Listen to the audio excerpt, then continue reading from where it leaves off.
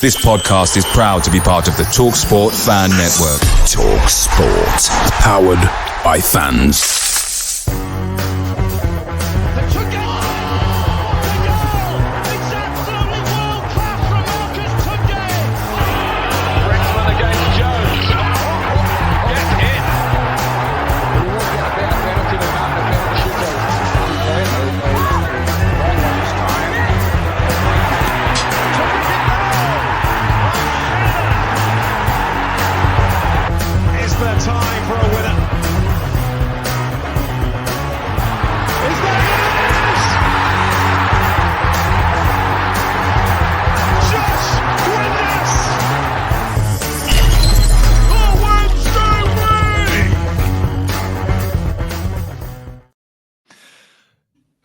Where do I start with that?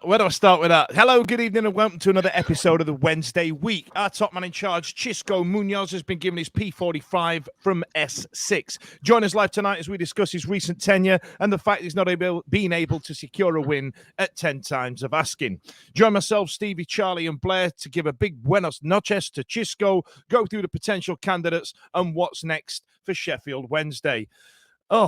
Listen, we are live on YouTube right now, so if you want to chuck a comment in and you want to get involved, I will try and chuck as many I can within reason. I know what you lot are like out there, so I did put a test comment on earlier on to check it out, see if it worked. So, this is pretty much going to be the tone. If you're Dave, who's been stalking me on Twitter the last couple of days, so, get involved, pal.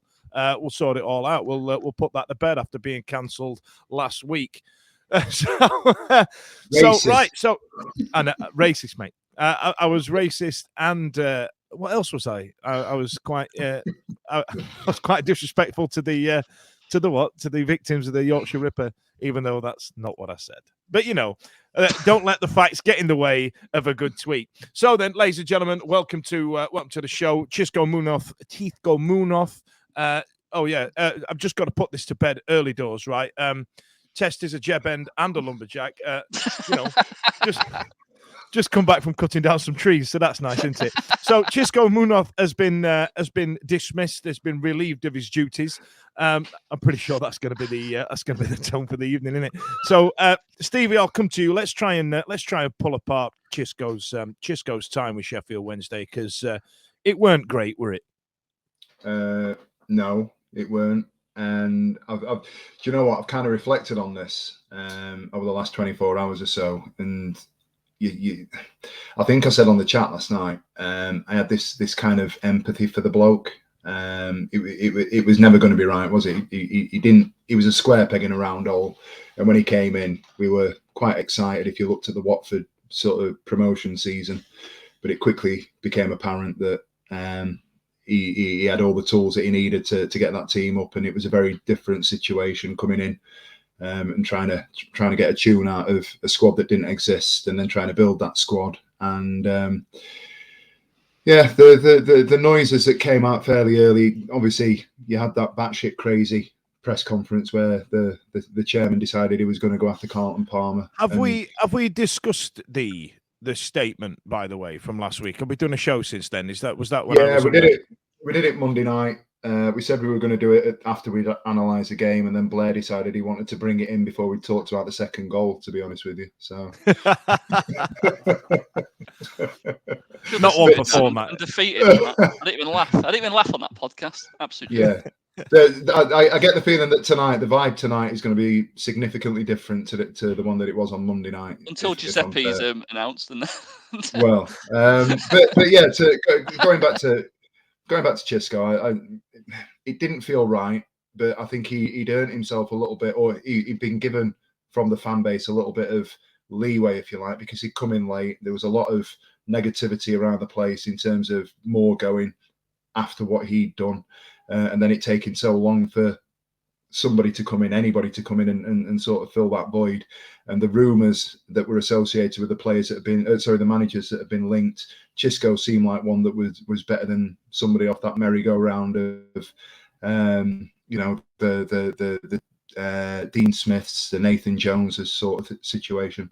Chisco felt a little bit left field, but worth a punt. But, it quickly became apparent. People that went to York, it weren't great. Chesterfield weren't great. Then we went to Spain, it weren't great. We got battered by Burnley. Pre-season was an absolute shit show, and we'd gone from let's give this guy a bit of time. We've then got players in.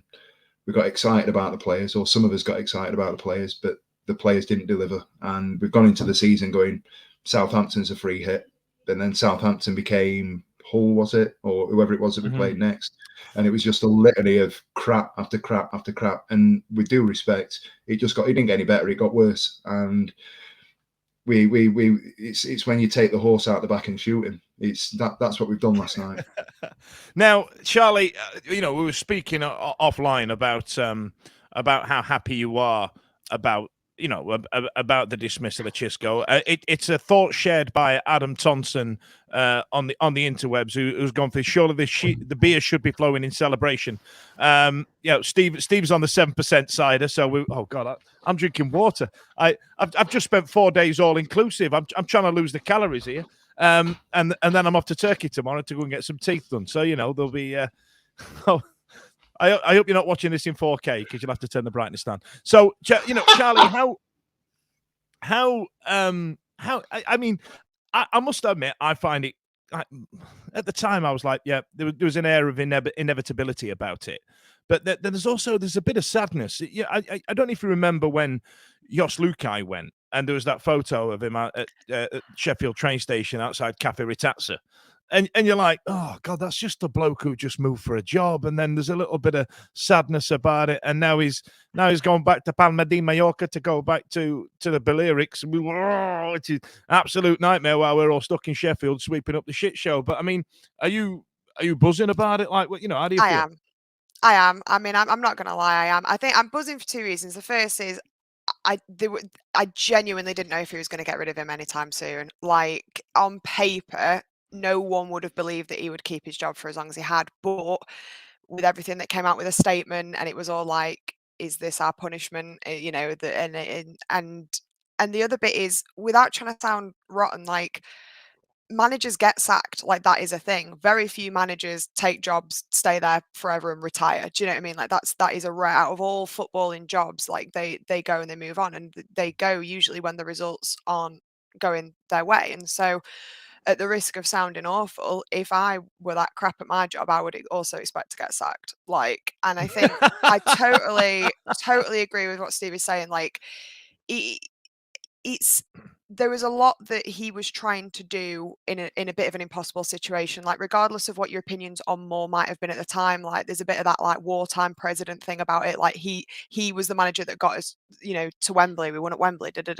So of course, even those that didn't like him, when faced with the possibility of not having him, it's like, oh my God, no one will ever live up to his lofty expectations. He had a job and a half, but any of us really would have settled for like just mid to low table football. Fine, like don't lose every game. You might not win every game. When you are just getting battered and battered and battered, and you're an absolute laughingstock, and there doesn't seem to be any like awareness of football, like a genuine total misunderstanding of the players and the formation, and just no answers and no kind of insight coming through.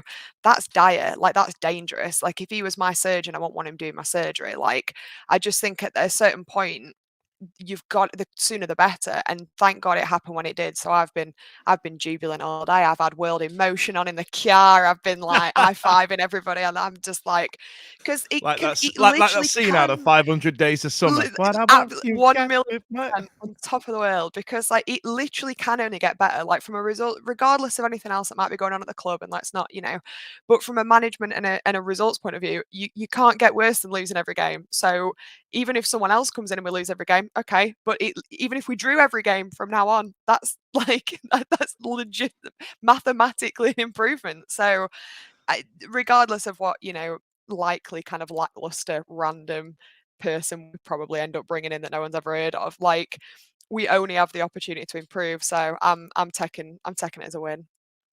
But fair enough. Somebody else who agrees with Mr. J and Adam Thompson again. And Mr. J's gone with the relief of El Sacchio. My apologies if that's contentious for people. Is that racist? I don't. Steve, I normally ask you these things. Is that racist? Can you? You're normally my go-to on this. But yeah, I can confirm that statement or that comment does not offend me. All right. Well, I don't think you're the person to be asking. But you're not Spanish, are you? So... Oh, I've just said that live on the internet, so that's fun, isn't it? I put you right on the spot there. That's Cancel these are normally the outtakes, ladies and gents. So, but yeah, Adam agreed with you. Now, the one thing that concerns me, Blair, is that the signings of the season came late. The signings arrived after Chisco came in, and with the exception of probably Paul Valentin. After a couple of games, he managed to find his feet because he didn't blow me away up until probably about the Middlesbrough game and the goalkeeper. The rest have been pretty average. I mean, if you agree, get in the comments, or if you don't, let me know who you feel might have a bit of a future. But the signings haven't really been great, have they? I don't think you can even judge any player under Xisco because it was just so batshit mental, wasn't it? Every game was a different formation. Every game was a different set of players out there. So it's just sort of there's no way you're getting any sort of continuity. People even against Sunderland. I just saw a team of strangers. No one even looked like they even knew each other. It's like the first time they played with each other. So it was a bit. So it's hard to judge. Well, given the way that Chisco picked his team, Blair, half of that's true. You know what I mean? There didn't seem to be any continuity in who he played. It's not like he had his first 11 in his head. So even the new signings for me are getting a clean slate now because he's just been an absolute farce from start to finish. I think since the summer. Well, I mean, I'm trying to think. I mean, Stevie, am I being overly harsh on these signings? Are there any other ones that stick out to you, like Mambo, or you know what I mean, and things like that? But then we have just had a comment here, and I know this is going to be a bone of contention that we've got. Let's get Cam Dawson back in the side, but I think Vasquez has been a decent addition to the team, and then. And I've got a comment in the pocket here from Slappy Gilmore that says Dan, do the chance here, voice, do the chance. That'll come later. Brace yourself. And then what was the one? Not my shout, but someone said Rooney to come up. Work for a difficult board. Fantastic results, most with youth players. I'm not sure. What's your opinion? Do you know what, Carl? We'll come back to that when we finished dissecting Chisco. But Stevie, did any of these pop out to you? Did any of them? Any of these signings have you gone? I tell you what, that's a shrewd signing. Like, for example, there was a lot of fanfare around Gassama, par exemple. No. Well, do you know what? I think we've got tonight the two, not polar opposites, but the people that are furthest apart on the spectrum when it comes to our private sort of conversations, and me and Blair, and we'll argue. And Blair knows it's nothing personal. I love the bloke to bits, but Blair will go, give him a chance.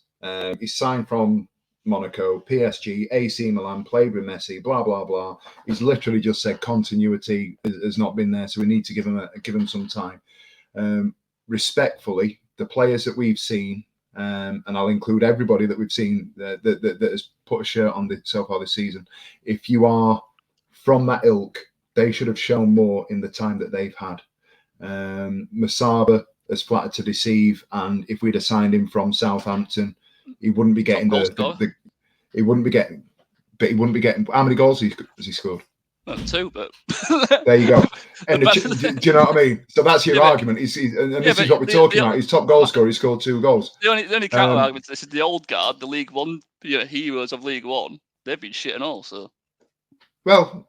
But you tell me, what are we expecting from Lee Gregory, who's been playing with facing goal? Well, this is it. He's built a career built his career.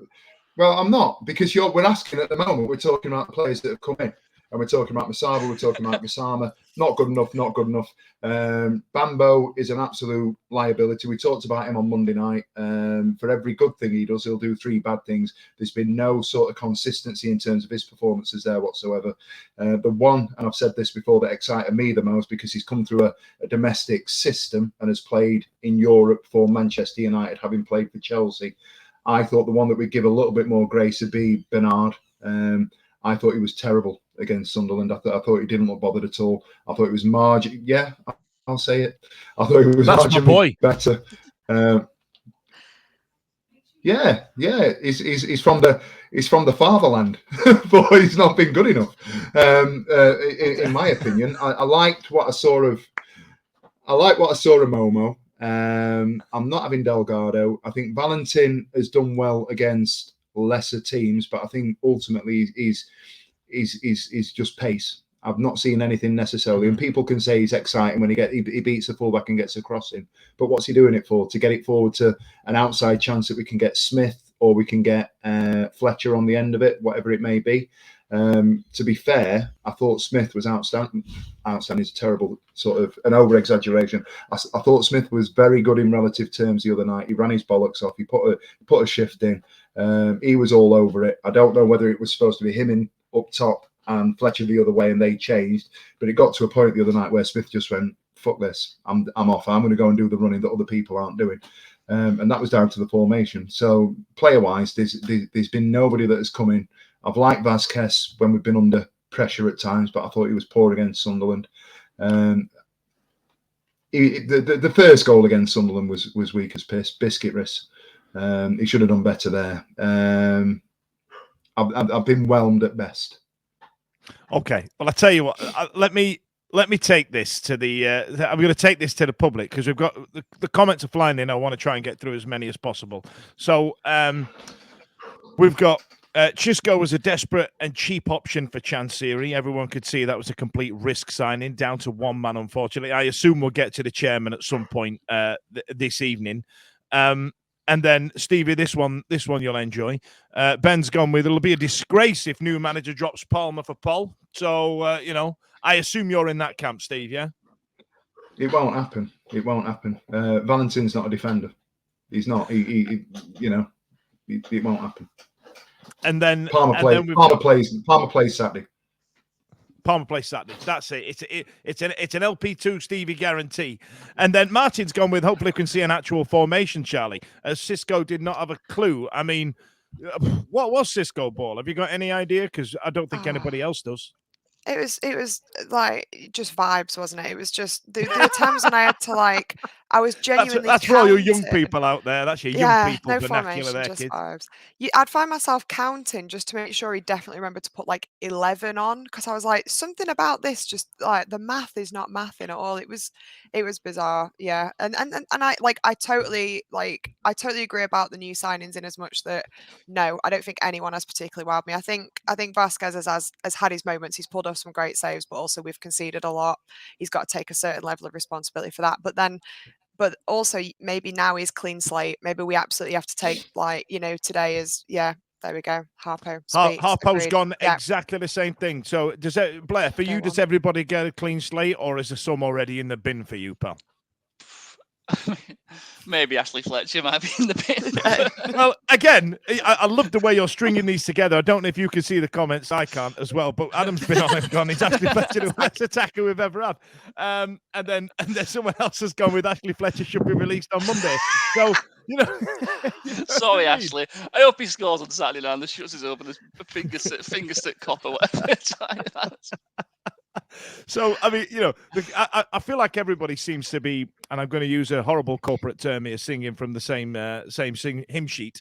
But I don't know. I don't know what to do because, in terms of moving forward, I mean, Chisco for me, I find it sad because there's an element of here he came in, he's got a team promoted, albeit with, some would argue Premier League standard players that should have been at the top end of the Championship anyway. He had a fun name. He came from Spain, who's football dominated for about 10 years. So I expected something.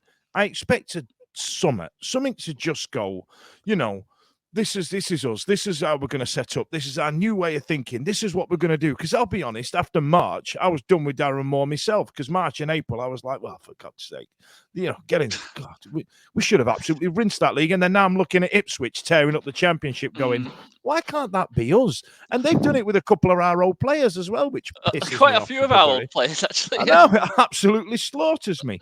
And then So I thought, right, we're going to move in a different direction. And we said on this show, a good few weeks ago, listen, we'll let it bed in. We'll see how it goes. There's a lot of change happening. In fact, one of the episodes was called Changes, wasn't it? Where we said there's a lot changing. I appreciate, let's give him 10 games. We gave him 10 and we lost every single bloody one. You know what I mean? We didn't win one. And then the two that we drew at the end of it, we didn't deserve to get a point out of anyway. So, you know what I mean? It's just an absolute, I don't know. It's just a shit show, isn't it? And then, there's more slander for Ashley Fletcher. It keeps happening. It keeps happening. And then we've got, oblivious optimism. There's a player in Delgado. If you play, I actually might agree with that. Oh, Chile and keep picking him as a guy with that. Well, I think long gone are the days of Marcelo Salas. Rocking Chile into the top 10 of the world. Like, you know what I mean? So, but. And then this is the sensible one, Charlie. Hopefully we can now finish 21st rather than bottom. I mean, it's now a race to be not the shittest, right?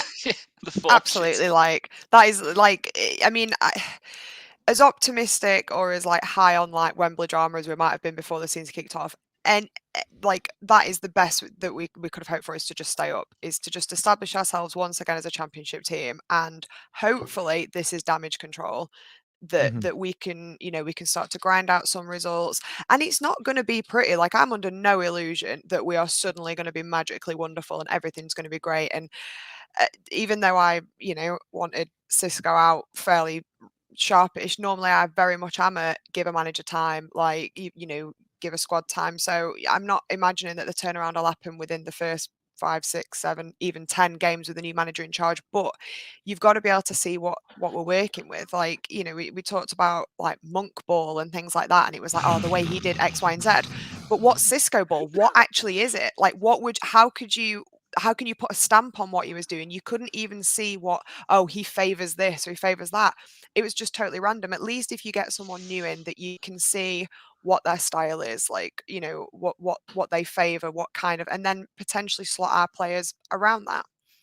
At least you would have some kind of style and you'd be going out there with some kind of purpose. So yeah, I agree. We didn't know what Chisco ball was. We had no idea. They were making up as they went along, and I love the way you said monk ball there, because it sounds like what Blair's missus finds when she washes his sheets. You know what I mean? Big fan of that. So so obviously, I assume. And Stevie, I'll come to you on this. I assume Marvin Johnson's gonna make his way back to the squad. We've got one slot, and Lyle Taylor was training with us the other week. We don't know what's happening with that because of I assume the tumultuous time we were having. Do you reckon Johnson's just going to come back and the new gaffer's going to come in and go, why is he not playing this? He's mental. However, I must stress right now to the people of the interwebs, Charlie referenced it about 4 or 5 weeks ago, that we have what's called benchitis, where the players that didn't play are all of a sudden world beaters. However, do you believe, Steve, that Marvin Johnson would be an addition to this squad in order to help us compete?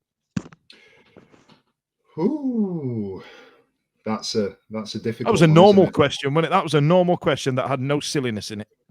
Yeah, I feel we're going to get deep. I don't know. He's not going to be involved on Saturday. If the Instagram stuff, training out there in is it Dubai that he's in? If he's out in Dubai on Wednesday, Thursday, even if he was there Tuesday, Wednesday, there's no way he's playing on Saturday.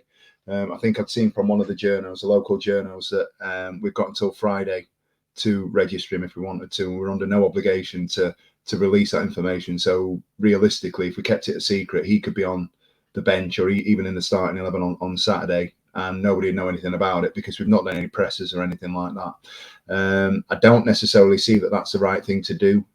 He's not played any football, for what, 2-3 months, near enough. And the games that he has played since Wembley have been, pre-season friendlies and, non-competitive. It's been non-competitive. So what sense does it make chucking somebody in? We'd be feeding him to the lions, wouldn't we? If effectively, I mean, I don't feel like he's going to strap his boots on this weekend. I mean, just going forward. I mean, do you reckon we're going to keep our options open, given that Chisco names? Okay. Yeah, sorry. You know what I mean? Just going forward, or because a new manager has got to come in and he's got no opportunity to to make any signings or change anything up or change it about. I mean, he's got what he's got, and like we discussed at the start of the show, everybody's pretty average, right? We've got a 85% average team, so.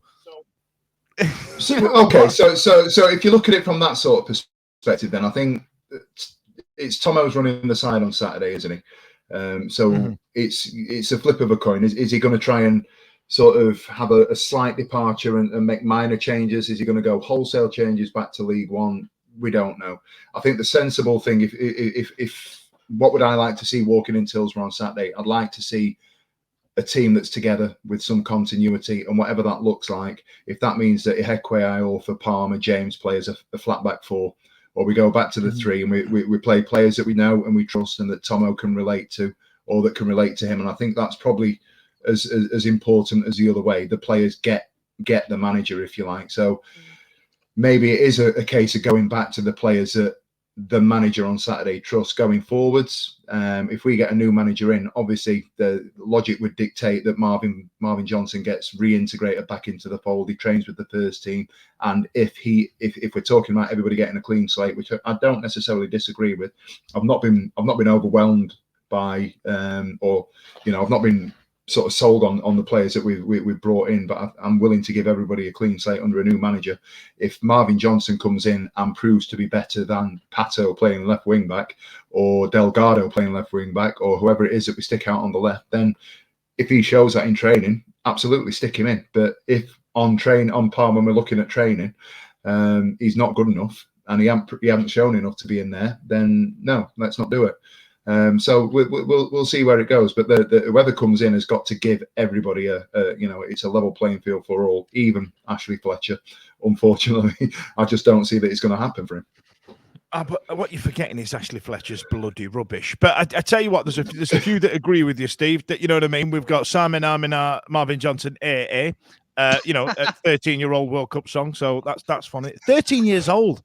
Does anybody else feel a million years old that's 13-year-old? And then we've got a really sensible comment in if Bayer's a start, I'll riot. Which but then there's a question there as Bayer's, when he's had his opportunity, has he performed? We can talk about that, I assume. But then another one, given what you mentioned, Steve, that we've got Tomo in charge, who's been working with the youth. And he said he might put Cadamarteri on the bench, someone who's been spanking goals in for the youth, Blair. I mean, is he better than Fletcher in your head? Not that we've seen much of him. Don't sit here and pretend like you've been going watching the under-21s, bro. 100% I've not done that. But what I can say is, but every other team, apart from us, for some reason, just plays a kid. Preston's got a 17-year-old playing left back at the moment. I think he put the assist in for their goal that I played. Alex Scott at Bristol City has just gone to Bournemouth. Leeds always play kids.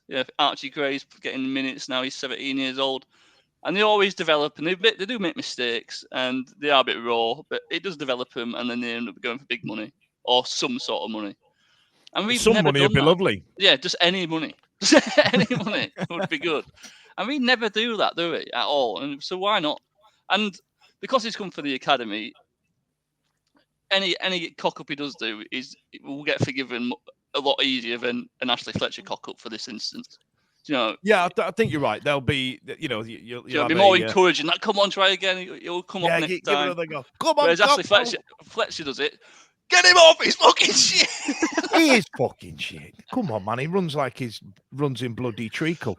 You know what I mean? So, listen. Let's go through the potential candidates. Now, I promised Adam Thompson on the interwebs that I would perform a bit of a public service moment for you, everybody. So I'm going to put my newsreader voice on.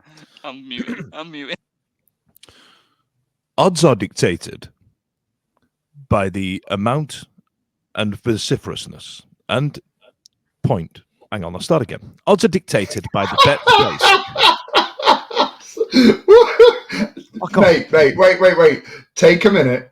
Have a breath. If you need me to pad while you get yourself sorted, I can do it that. In Chancery's voice, I got it. If I did it Chancery voice, I'd have been laughing. Odds are dictated by the amount of bets placed on a specific candidate. So, for example, if somebody puts a couple of quid on, let's say, for example, Gary Monk's odds will be reduced because the bookies believe that somebody knows something. So, when there are a load of articles released saying the bookies' favourite Neil Warnock this and bookies' favourite Gary Monk that's because people have bet money on it. The odds are no indication until we get right close up to the vinegar strokes. The odds are no indication of who is going to take the hot seat. Par exemple, Xisco Munoz, when he took the job, was something like 14-1. And that was up to the day before he got taken on. Gary Megson, when he got the job, was at 11s, because I remember that because I had a tenner on it. So can we stop releasing articles saying, hey, this guy's the bookie's favourite. Let's talk about him and let's see what he's got to say. Because I'm honestly sick of bloody reading about it. So what I've got here, I've got a useful infographic, kids. Now, here we go. Let's have a look. What you've got here is the bookie's favourites. Is that what I've got the bookie's favourites on screen now. So there we are. It means nothing. Now, this means nothing, but I wanted to pick out a few candidates and think of your thoughts on them. Now, Carlos Carvalho. Now, let's put a pin in Carlos Carvalho right now. That graphic is absolute. That Chisco graphic is absolutely incredible. That is seconds to make, so I'll not have any graphic slander on this. Is it superimposed over one of my daughters? I don't know. It looks like Olivia. I tapped in hobo bindle and then put Chisco's face on. Olivia. Is she afraid to leave home, Steve? Is that what you're saying? It's what they do at that age. Anyway, so let's talk about Carlos Carvalho, a man who, in the meandering fans forum, if you can pick through the things said by Chansiri, has already been dismissed by the man upstairs because he was nasty about something. He was nasty about his son or something like that. So he's already been pinned out. He's currently sat at 5-2. That's because people are betting on him. You see how it works now, you see? Neil Warnock's been talked about a lot because one man lied on the internet. No, one man said on the internet, he went, Neil Warnock may or may not be interested in the job. That's what he said. And then the entire internet started going, well, let's get Neil Warnock. I don't want Neil Warnock. Well, I want Neil Warnock. So I'm going to put money on it. And now he's a favourite. Do you see how it works now? So, Charlie, I'll come to you first. Are there any names on... I love this graphic. Is there any names on this list that stick out to you? For example, Lee Bullen, Steve Evans. Lee Bullen, my eyes were absolutely drawn to straight away, because my favourite thing about all of these names is they're either just managers that exist. People that just exist in the world. Yep. And then anyone who has ever, at any point, maybe been near Hillsborough, driven past Hillsborough, heard of Sheffield Wednesday. This is my favourite bit. There is just all the rumours. There's no way, for example, that Lee Bullen would come back and do it. On what planet would that happen? On what planet would Chansiri appoint someone we'd ever heard of, for the most part, as well? It's never who you think it's going to be. And by the time they're appointed, maybe a day before, there'll be a couple of rumours and maybe we'll start Googling them or whatever. But it absolutely will just be a cheap and cheerful, because who did he have to consider? A lot of these names he had to consider before he appointed Xisco. Before he took Xisco on, right? So it's a bit like if you've now took him out of the equation, presumably he's just back to the CVs that he had ahead of this is it. So I'll bring you back to some comments from the public again, which is always a bloody nightmare. I'm regretting this already. But Slappy's been on, right? And he's the one that told us the Simon Arminar Marvin Johnson one. And he said it does me head in when we get these players and managers who come at rate good bloody songs for him and they end up being shit sacked or sidelined. Then on the list we've got Danny Roll, right, the assistant manager at Bayern, who someone put his picture next to, and then Champions Leagues, Bundesliga titles. He's been the assistant at Bayern, essentially, and then straight away the internet's quick. He's gone, you've got to roll with it, take your time. So he's already got a song, lad. So he's my favourite already. Christ. That's great.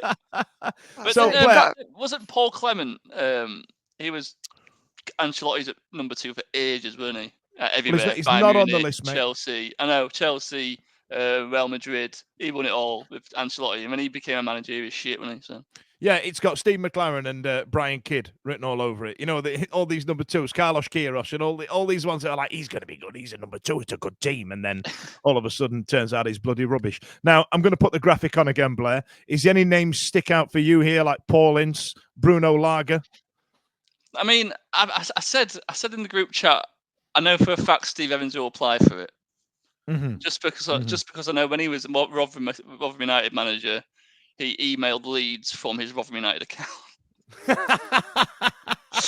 on. So I know that. Dean Smith is the one which, like, he was very close apparently in the summer, and then Chansiri. The rumor was Chansiri didn't want to pay him what he wanted, and unless he's gone to back with him in a big panic, saying, "Right, just fucking have what you want." Like, maybe there's something in that, but like you say, it's. Darren Moore came out of absolutely nowhere, didn't he? When we employed him, and you could argue at the time he was a cheap option. Do you know, he was Doncaster Rovers manager, doing all right with Donny. No one was saying, "Oh, you need to get Darren Moore in. He's a top manager." Do you know what I mean? And it turned out really good. So you don't know, he could end up getting that Notts County guy. And again, he'd be a great shout for me. But I don't feel that we'd pay for anybody though, Blair. I feel like he will be someone out of a job. Like Charlie says, we've got to have man who's unemployed. I feel like that's what we've got to be shooting at, right? Well, they'll have a sign-on fee. So as free transfer, even in a player way, they'll have a sign-on fee anyway. So the sign-on fee is the same as a compensation fee. So you still pay it, even if it's free, even if you're unemployed. All right. Well, so. fair enough. Thank you, computer man, for clearing that up. All right, then. So, football manager. I played two football. Yeah, you're playing footy manager. That's what's happening. So we've had a few suggestions from the public. So we've got Luke Williams or roll with it there, and then Southsand ain't strong enough for Steve Evans. So and then. And it's gone into chaos. So ultimately, we won't know until that Chansiri's finished doing the telephone interviews. And then my favourite one here is it's Chansiri, so we'll be employing Paul Ince. So that's happening. So that's going. And then we've got people suggested like Joey Barton. I'm pretty sure the reason that Lolo de Wednesday has suggested that is because he's at the bottom of the list at 33-1. He's probably got a fiver on it. So got to respect the hustle. Fair play. And then this one here, we've got Danny Cowley as well. Now, Steve, I'm going to come to you.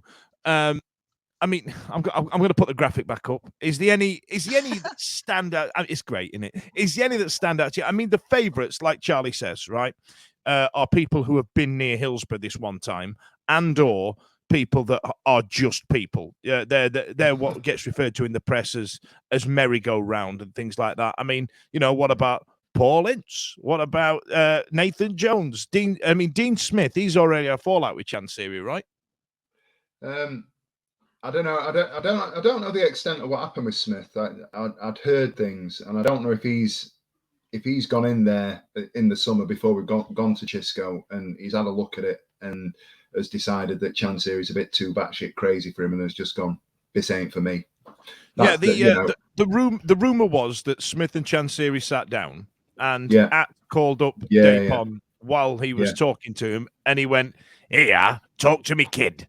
I did the voice. "Here, talk to me, kid," and passed the phone over. And you can imagine Smith sat there going, "Hello, what the hell?" Yeah. He's going, "Hello, I'm Chansiri Junior." I can't do that more high pitched. I can't do it, but you know what I mean. Hello. I'm glad you did that and not me. But like. I mean, what are your thoughts? I mean, let's dissect Neil Warnock, for example. He seems to split opinion, and over the last few years, he's become a bit everybody's favourite granddad a little bit, hasn't he? Kill him. Chop him up. Let's dissect him. Cancel Dan Fudge. that time when Dandy demanded that we dissect.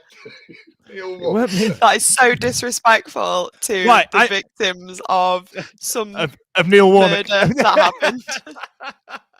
I know he made a comment 10 years ago, Dan, about relegation as well. Yeah. I tell you what, look, there's a couple here, right? You got Slaven Bilic, he's been suggested. Slaven Bilic is either great or he's terrible. I'd be happy to give him a go. But however, right now we are in a quagmire, and I think Slaven will need a summer, he'll need a transfer window, he'll need to bring his own players in.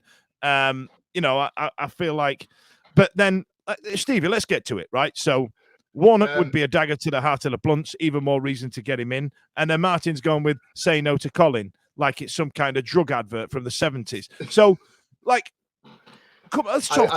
Let's discuss it. Let's have an open forum about Colin. I don't. No, he's not for me. I'm not team Colin.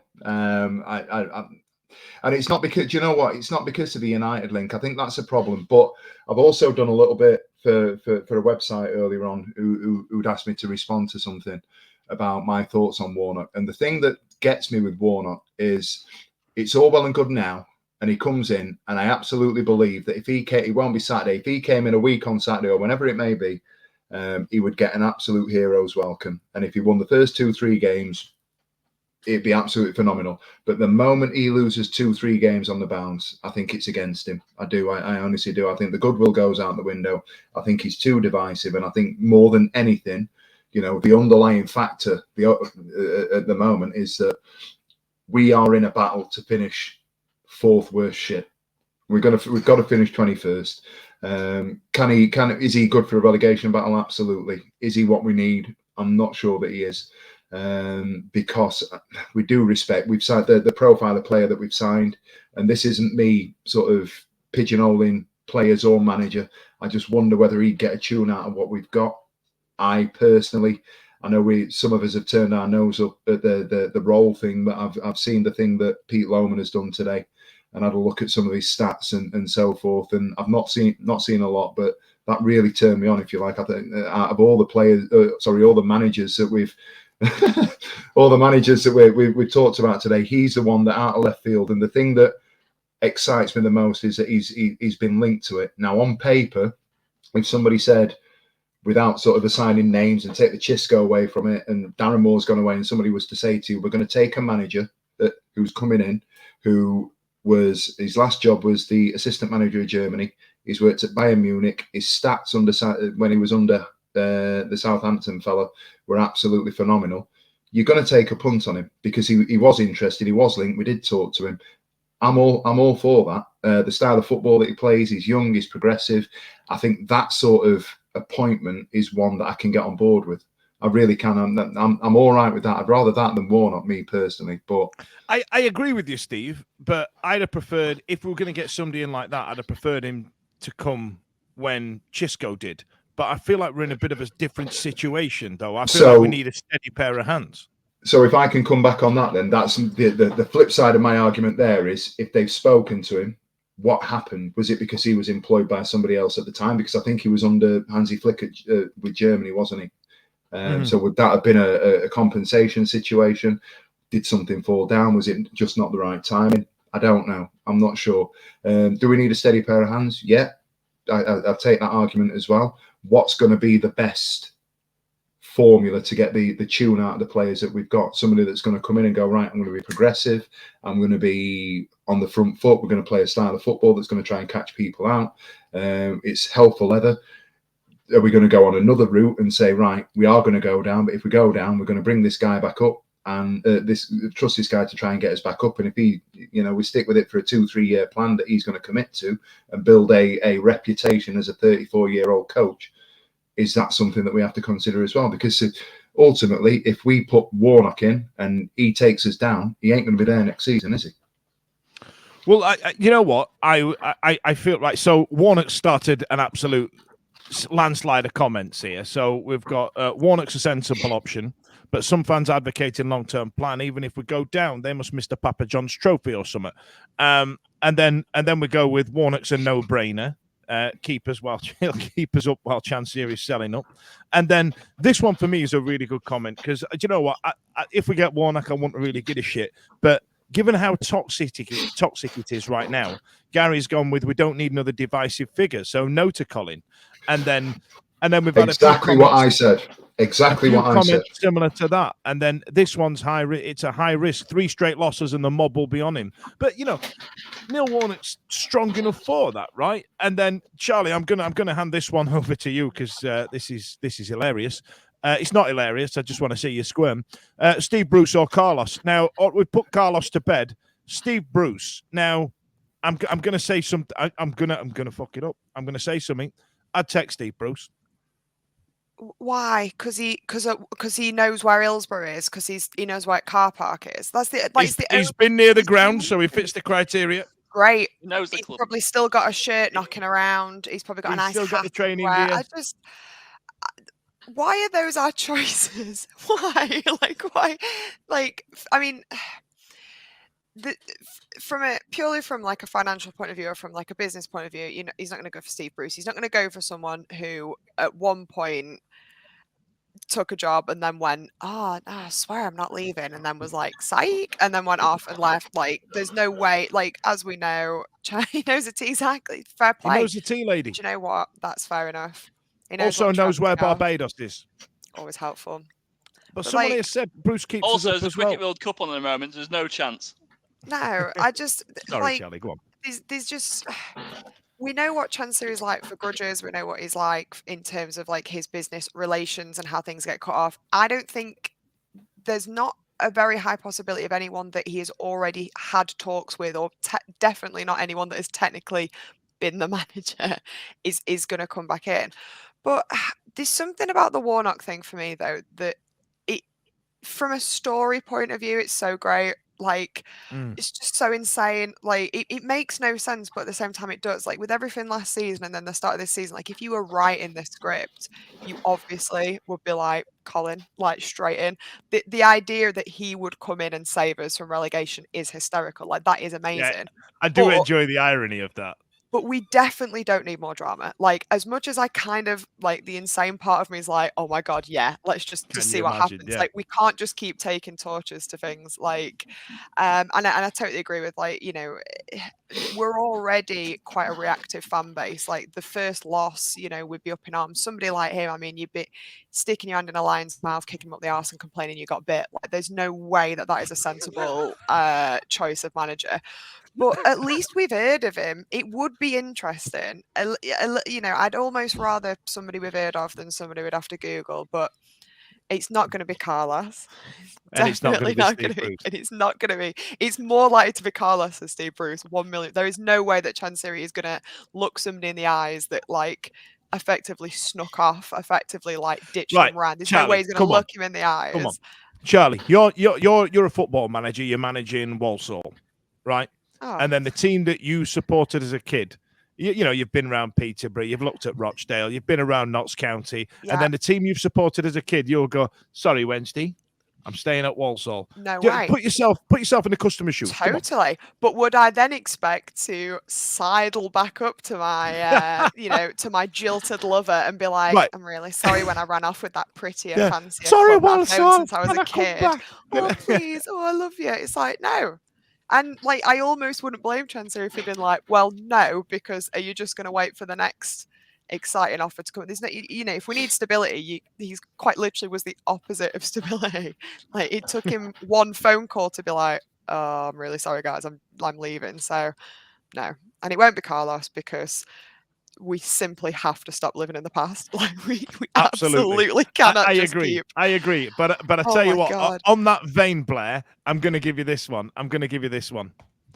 Full Chancery Circle. Stuart Gray. Let Steve talk. He's put his hand up.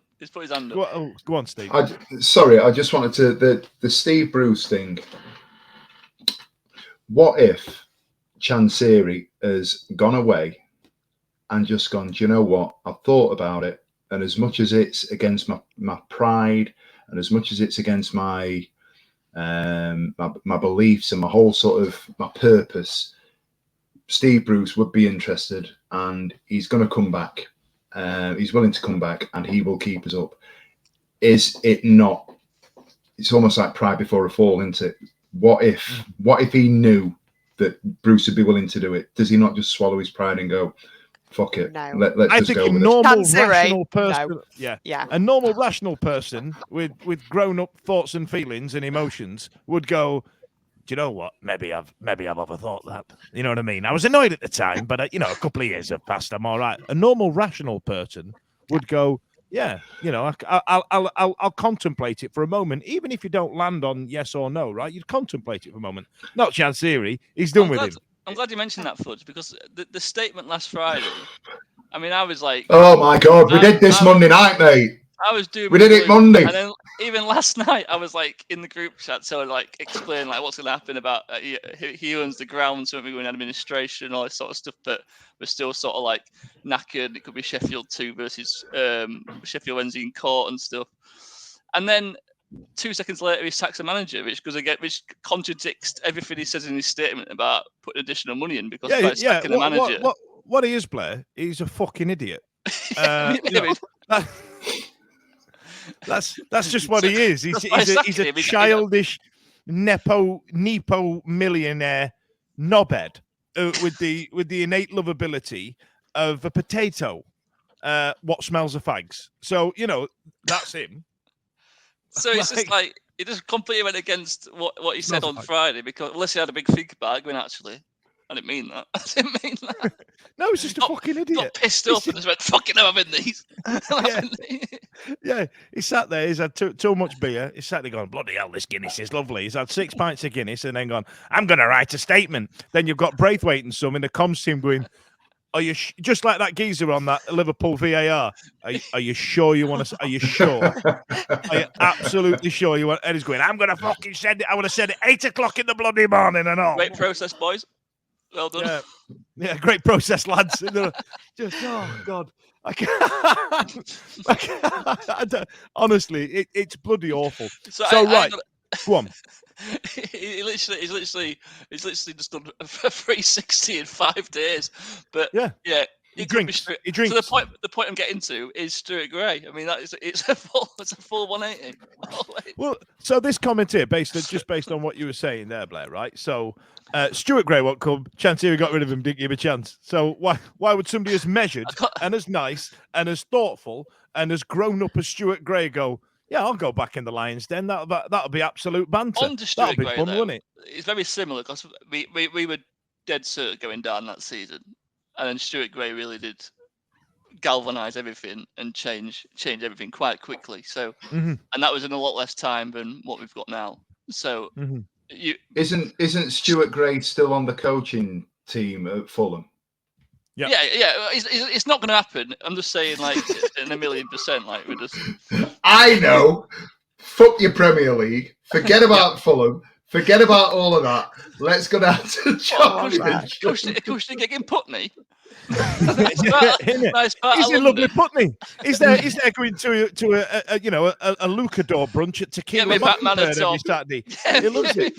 I tell you what, I may or may not host that. So I hope this is in reference to Chansiri, but it could be me.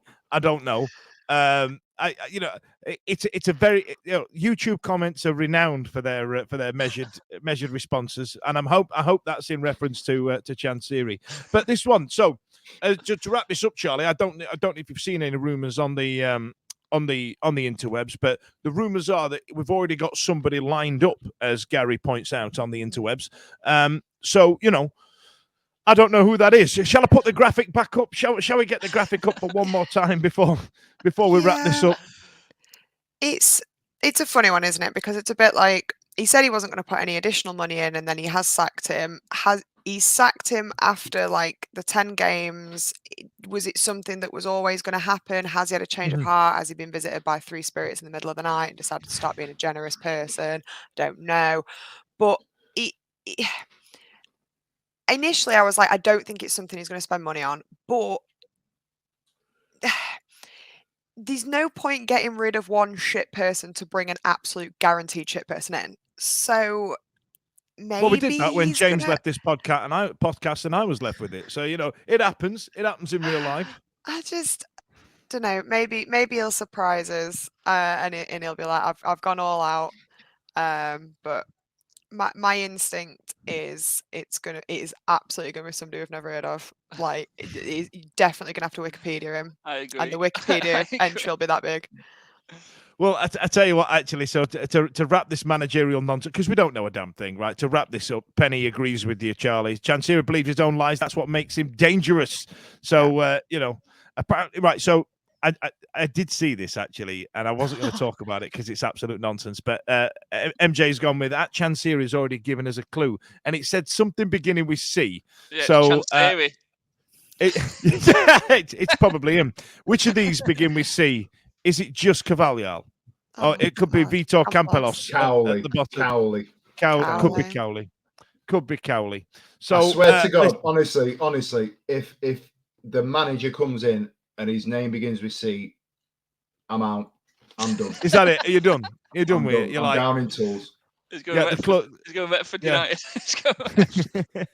Right then. So listen, while we're here, we may as well talk about it because we didn't do a hello from the other side. This weekend, I'll leave you to last, Steve. Charlie, we've got Huddersfield, Darren Moore's Huddersfield coming up in some weird twist of fate that's happening. I mean, have you got any predictions that you want to do? Do we want to do them? I'll predict that I will cry. I think it'd be very emotional to see him there, not clapping to high hair. It's just like seeing your ex again, isn't it? Are you going to do a full face? Are you going to wear a full face and a nice dress? I'm going to wear a veil, like a long black armband in mourning. Like, I'm very sad. I think that our newfound spirit with having sacked our terrible manager is we are going to have a fantastic 1-1 victory and we're going to riot. What 1-1 victory, Blair? What about you? Yeah, I think we're going to have more than 2 shots on target. Mm-hmm. I mean, that's a bold statement, that, Blair. I know we spout a lot of shit on this show. We've not managed it in 10 games. Can we get 3? Can we get 3? Come on, lads. I think we're going to see just an absolute attitude shift in the players, and it's one of the things I do hate about footballers, really. But when they don't like something, they do just down tools, and it does fuck me off. Because if anyone did that in any other walk of life, you're gone, or you're undisciplinary, and you know what I mean, and it does affect you. Are you speaking from experience there, Blair? Potentially, and suddenly, you probably get an extra 10% out of all the players who on the pitch on Saturday. So as long as we don't lose, I think that's an improvement, isn't it? Really. So and we have 3 shots. I'm going to do a build a bet 3 shots. That's a build a bet just 3 shots. It's gonna be 4,000 to 1 or something daft. Stevie, okay. So now bear in mind we've had a comment here that says the Darren Moore Love Fest is unbearable. I must admit I'm in that camp, but I'm going to let you round this off and take us out, mate. I don't get why it's unbearable. The guy got us out of League One at the end of the day. Had he stayed, we wouldn't be bottom of the league with 2 points out of 30. Do I believe he don't go here no more? He don't go here no more. I get it. But you know what? Do you know the thing that hurts is that it's the circumstances around it, and nobody will ever know the truth. And I know we're finishing it. That's quite light-hearted, and I understand. And Ash will always hammer me for let it go. I get that. I totally get it. And I said the other night, a lot of what I say is tongue in cheek, and it's for shits and giggles. But the fact that we didn't get to a point where off the back of Peterborough, off the back of Wembley, off the back of City Hall, off the back of him going away and saying the things that he did, and even before that, whatever anybody wants to say, and I had my wobble sort of playoff time and around about Forest Green, and before that, like you said, March, April, he's got to go. He's fucked it up. Blah blah blah blah blah. The reality is, 155 years we've been around. We've had the manager just gone. That's the worst manager we've ever had. What we also have is, in 155 years, any other year we'd have pissed that league last year. It just so happens that Ipswich and Plymouth were with us. And it was unprecedented, and it won't happen again. The team that gets up out of League One ain't going up with 100, and then the next one 101, and then the team that finishes third 96. Any other year, It's an absolutely phenomenal season. It just so happens that Ipswich and Plymouth got in the way of the narrative. So from that point of view, it was a very good season last year. The fact that he's not had the chance to finish his story, and there was a story to finish in for him, I think is really, really sad, based on the fact that we've come in, we've had the pre-season that we've had. He was making noises about loan players coming in, about transfer targets, about everything else, whether it be that Chancery's sold him a lame duck. Shut up, Simon. Shut up, Simon. Dr. Simon coming in with Stevie, let it go, like Palmer's old haircut. Sorry, that's just distracting me a little bit. But I just wanted, it might have been that we get to now in the season and more. I don't believe this would have happened. Everything had gone against him and people are wanting him out. But I just feel that he deserved the chance, and I think we'd have started the season better. We'd have been in better shape pre-season. I don't believe for a second we'd have had 2 points out of 30, as I've said. That's what I miss. That's what frustrates me. And that's what I'm carrying. Will I welcome him back on Saturday? Absolutely. Will it be strange seeing him in the other half of the other dugout? Absolutely. Will it be strange not clapping and so forth? The last time he was at Hillsborough was the miracle of Hillsborough. And for anybody to say, let's just move on, that was the last time we saw Darren Moore. Give me a score prediction. Give me a score prediction, because I tell you what, we're now just getting rinsed in the comments and everybody's just fighting amongst themselves now. So I'm just the last comment I'm going to put up is this one that says, "I said maybe." You're the one to say it, and after all, you're my Darren Moore. I don't even know if that one works lyrically wise, but it's clear that Slappy Gilmore is a Oasis fan. So, Stevie, go on. Tell us what you're thinking in terms of scoreline for this weekend. I think the priority on Saturday is us as a fan base getting behind the team. We sticking with it. Whatever happens, we've got to get around. I want to see him get a respectful sort of welcome back. But I want us to get behind the team, whatever the team that's picked, whether it be full of Chisco signings, whether it be the old guard, whoever it is, as a collective, everybody there just going, fuck it, let's get after it and let's back the lads. Whatever the score, and I'll say this, I don't think, given the noises about new manager coming in, apparently already being done, if we can put out a performance that's better than West Brom, better than Sunderland, I'm all right with that, because it's progressive. I'd take a point. I'd take a point and 2 goals. There you are. 2 goals would be nice. Over 50% possession, or even over 40 would be lovely. I think we might get edged 1-0 here. But listen, thank you for your comments. And I think we should do more live ones again. I'll learn to manage the comments better and not put them up while people are talking. I promise I'll do that better.